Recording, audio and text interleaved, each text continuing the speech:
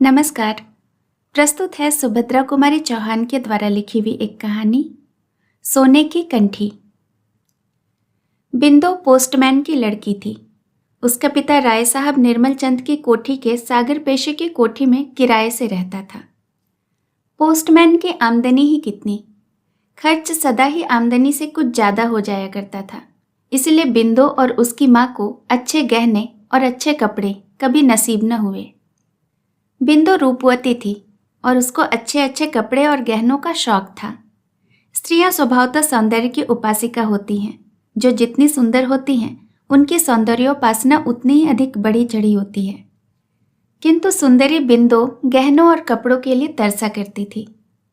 राय साहब के स्वजातीय होने के कारण कभी कभी तीज त्योहार या कामकाज होने पर कोठी से बिंदु की माँ के लिए बुलावा आ जाता था और माँ के साथ बिंदु भी चली जाया करती थी।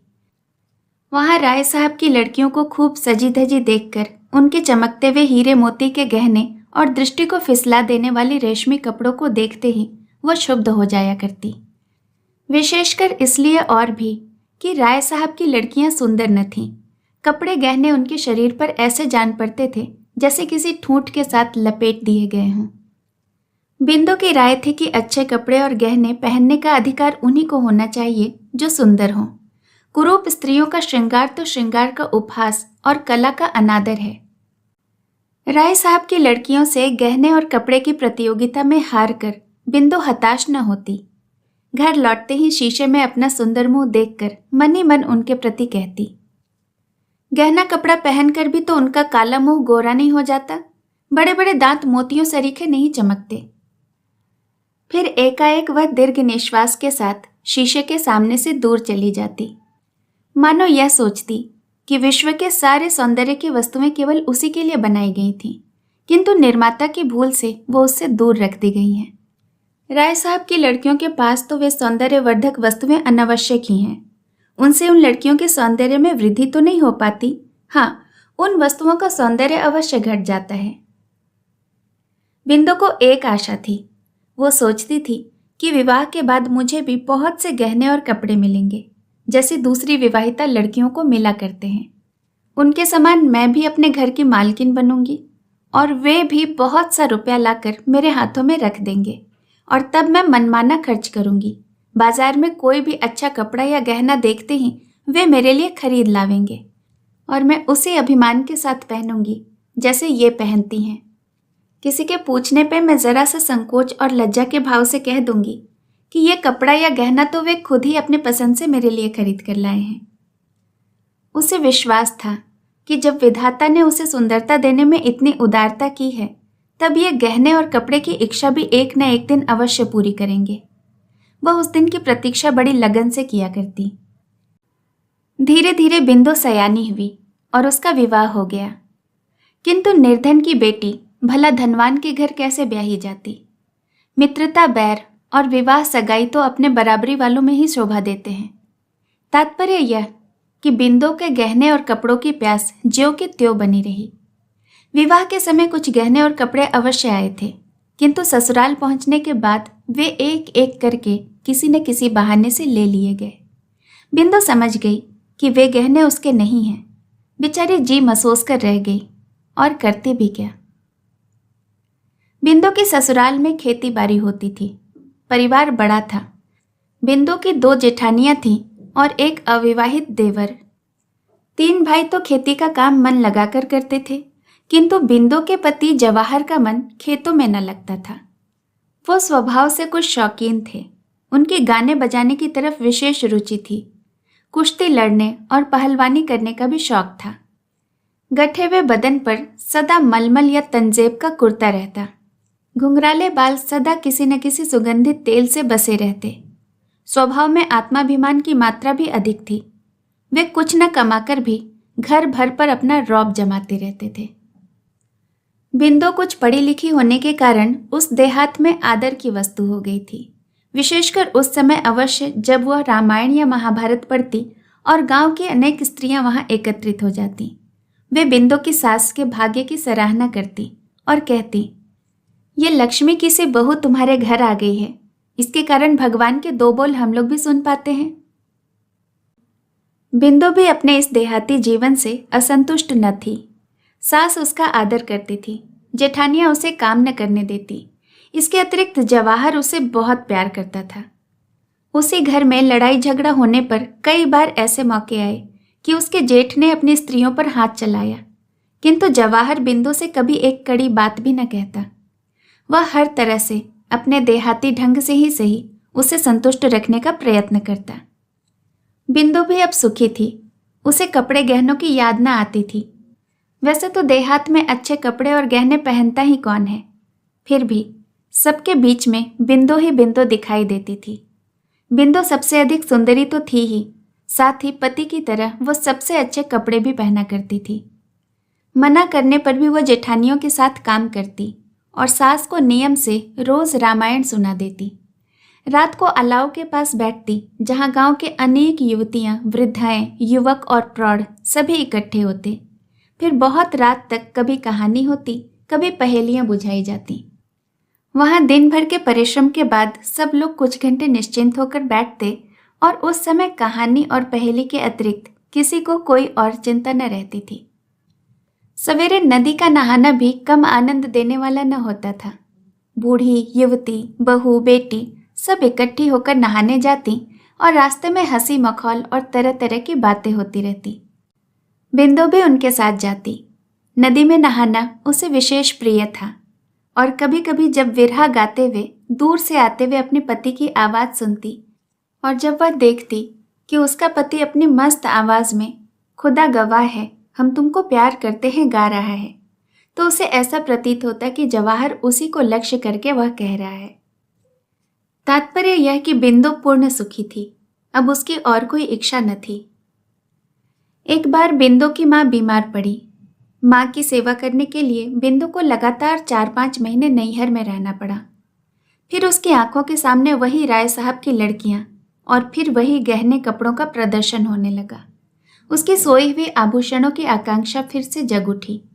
वो सोचने लगी, क्या इस जीवन में मेरी अभिलाषा कभी पूर्ण न होगी? तो फिर ईश्वर ने मुझे इतना रूप ही क्यों दिया?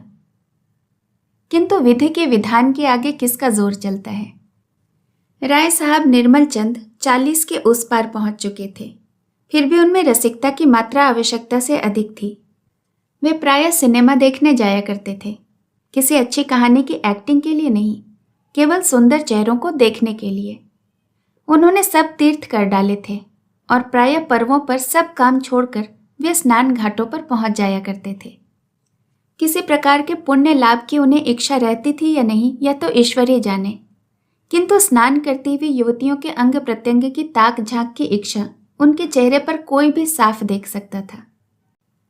वे कश्मीर और नैनीताल भी अक्सर गर्मी की छुट्टियों में जाया करते थे, किंतु वे जलवायु परिवर्तन के लिए जाते थे या किसी और उद्देश्य से, यह कहा नहीं जा सकता।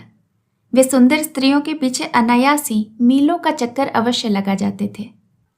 वे बहुत कुरूप थे, इसलिए सुंदरी की बात तो अलग रखिए, कोई कुरूप से कुरूप स्त्री भी उनकी तरफ आंखें उठाकर देखने में अपना अपमान समझती थी। इसलिए प्रायः गंदे मजाक कर कर ही वे अपनी वासना की तृप्ति कर लिया करते थे। इसके अतिरिक्त वे परोपकारी भी थे। उनके घर में एक नामी गिरामी वैद्यराज रहा करते थे, जो राय साहब के मित्रों और उनके आश्रित निर्धनों का मुफ्त इलाज करते थे। उनका दवाखाना राय साहब की बैठक में लगा था। मरीज को दवा देने के लिए राय साहब की बैठक से ही होकर वैद्यराज के पास जाना पड़ता था।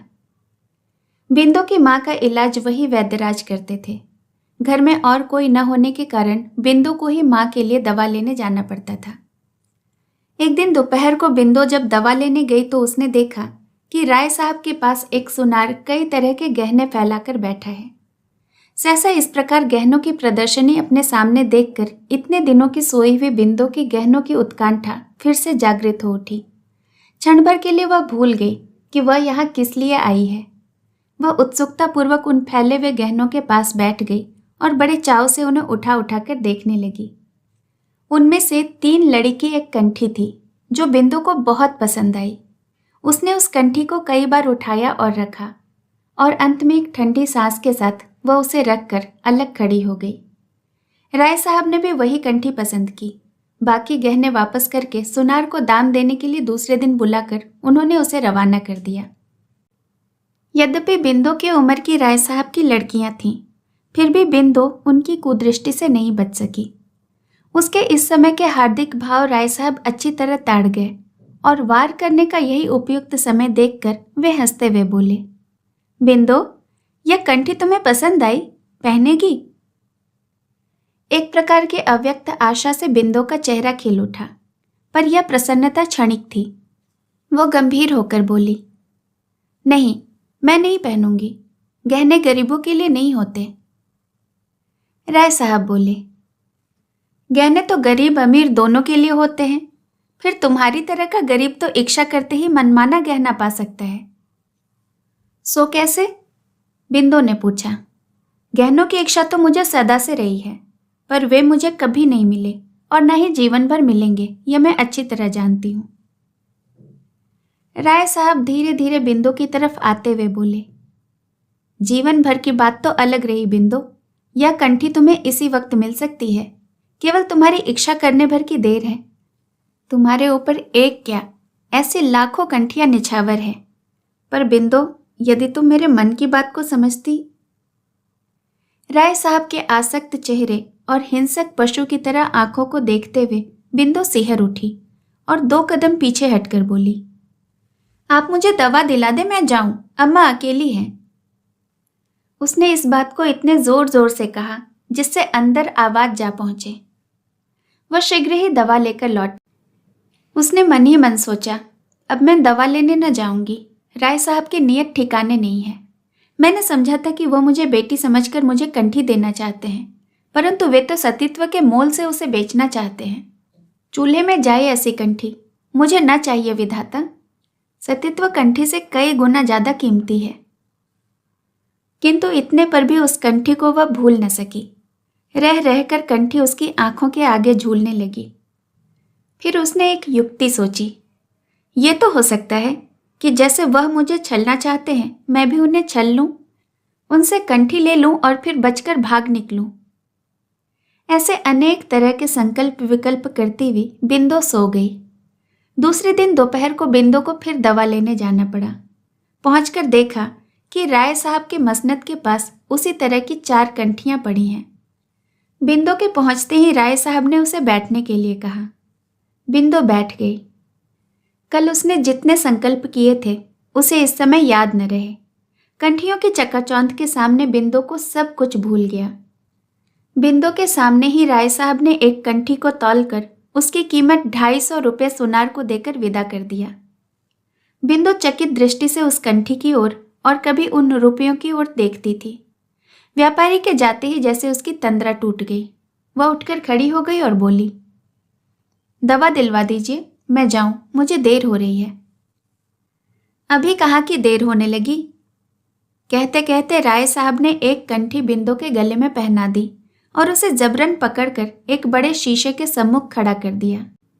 फिर उसकी तरफ सतृष्ण नेत्रों से देखते हुए बोले, अपनी सुंदरता देखो, वहां बिंदु है या कोई दूसरी? बिंदु मंत्रमुग्ध सी देखती रह गई। वह अभी राय साहब की किसी बात का उत्तर भी न दे पाई थी कि इसी समय उन्होंने अपने बड़े बड़े दांतों वाला मुंह बिंदु के होठों पर धर दिया। बिंदु को जैसे बिच्छू ने डंक मार दिया हो। वह घबराई किंतु कुछ वश न चला। इस प्रकार कुछ तो कंठी के लालच में और कुछ राय साहब की जबरदस्ती के कारण उस दिन दोपहर के सन्नाटे में अभागी बिंदु अपने आप को खो बैठी। बेचारी को उस कंठी की बहुत भारी कीमत देनी पड़ी, किंतु उसके बाद फिर राय साहब के घर वह दवा लेने कभी न गई। उसके कुछ दिनों बाद बिंदु ससुराल चली गई और उस कंठी को भी वह सबसे छिपाकर अपने साथ ले गई। ससुराल वालों के पूछने पर उसने यही बताया कि यह कंठी उसकी माँ ने उसे दी है, किंतु बिंदु ने कभी उसे पहना नहीं।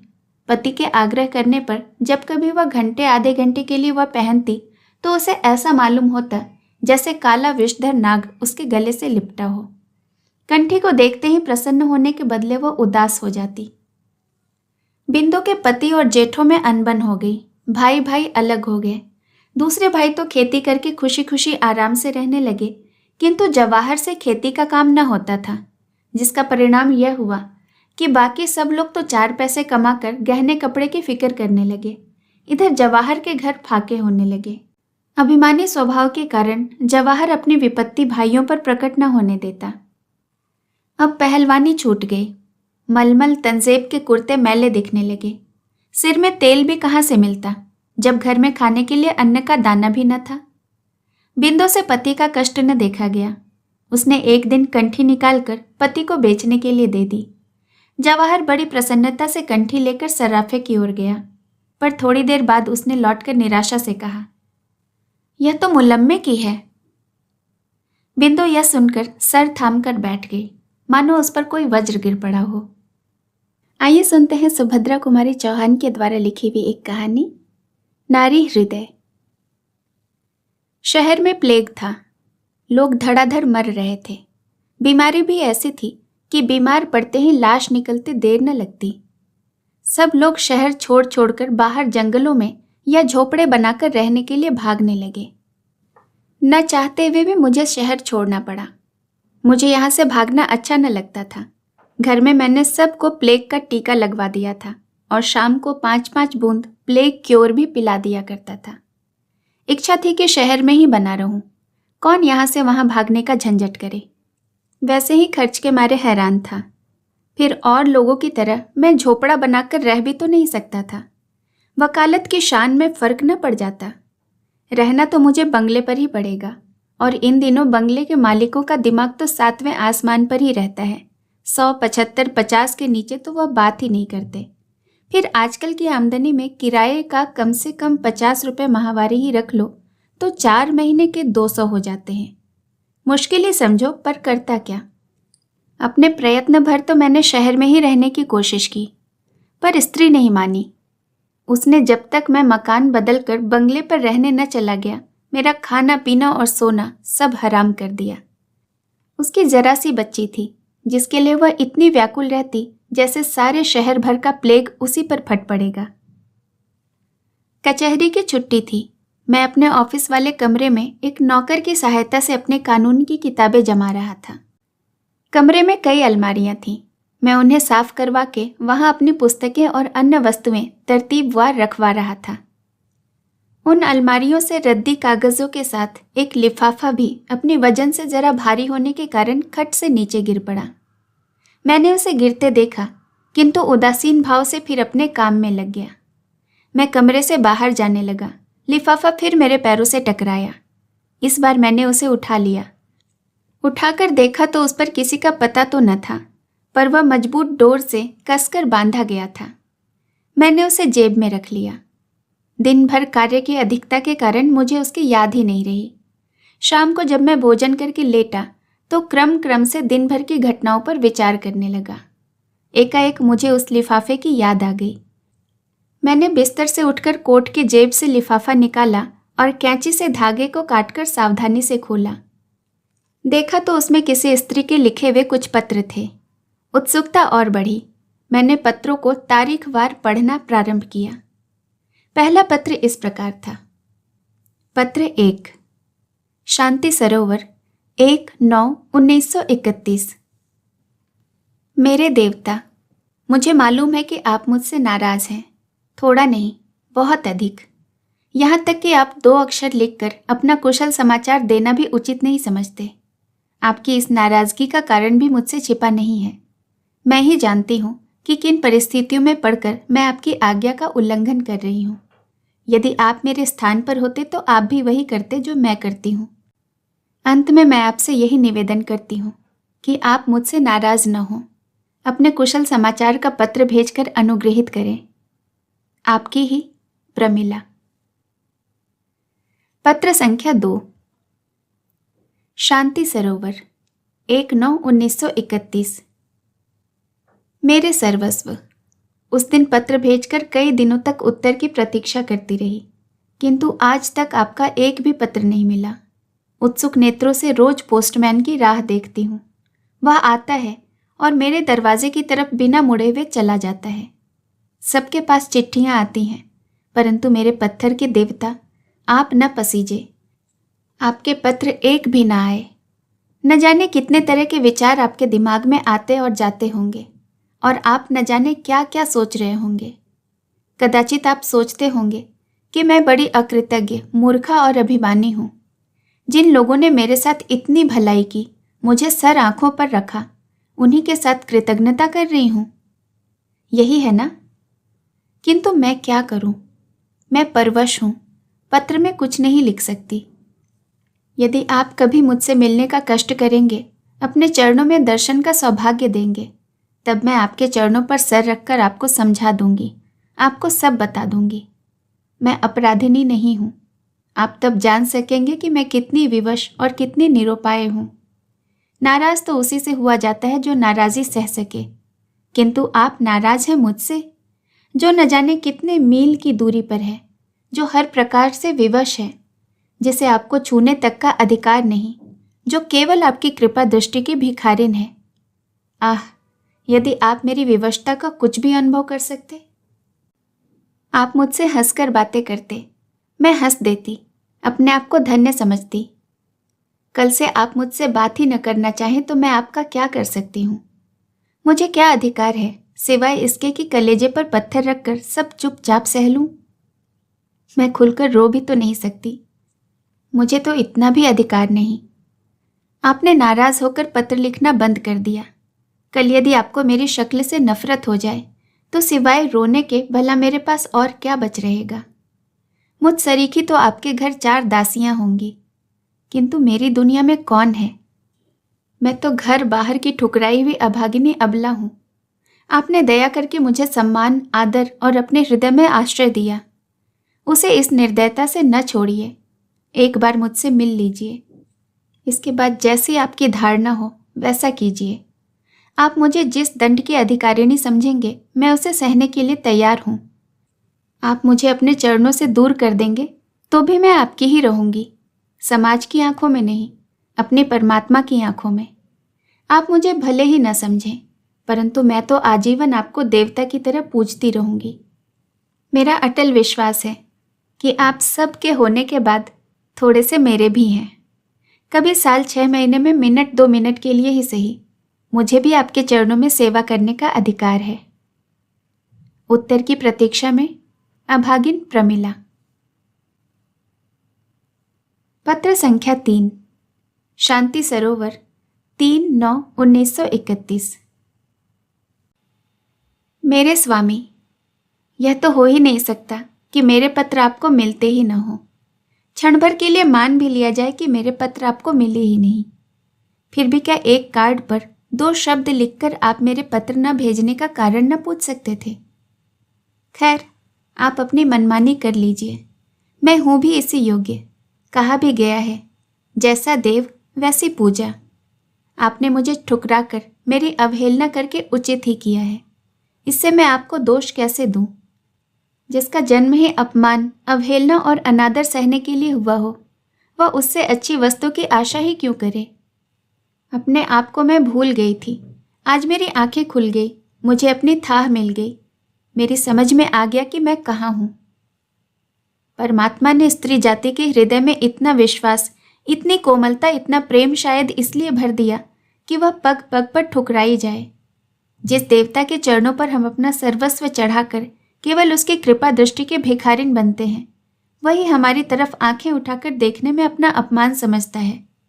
माना कि मैं समाज की आंखों में आपकी कोई नहीं, किंतु एक बार अपना हृदय तो टटोलिए और सच बताइए कि क्या मैं आपकी कोई नहीं? समाज के सामने अग्नि की साक्षी देकर हम विवाह सूत्र में अवश्य नहीं बंधे, किंतु शिवजी की मूर्ति के सामने भगवान शंकर को साक्षी बनाकर क्या आपने मुझे नहीं अपनाया था? यह बात गलत तो नहीं? मैं जानती हूं कि आप यदि मुझसे न बोलना चाहें तो मैं आपका कुछ नहीं कर सकती। यदि किसी से कुछ कहने भी जाऊं तो सिवाय अपमान और तिरस्कार के मुझे क्या मिलेगा? आपको तो कोई कुछ भी न कहेगा, आप फिर भी समाज में सिर ऊंचा करके बैठ सकेंगे, किंतु मेरे लिए कौन सा स्थान रहेगा?